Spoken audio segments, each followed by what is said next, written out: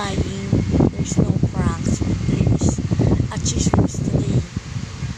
So, isa alam mo yung account ko sa Roblox, diba? Isa ako nung huwag niya kalimutin ko muna baka makita ako.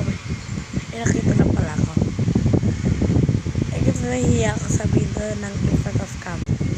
So guys, dun sa may Roblox. Diba guys, mayroon akong kaibigan si Akuma.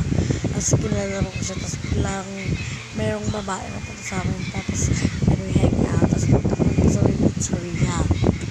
Sa live together kasi. Tapos meron yung mga babae na mga pupunta. Bilang gulo nila, ginugulo nila kami. Tapos parang ganun, napipes na ako. Ganun. Pero part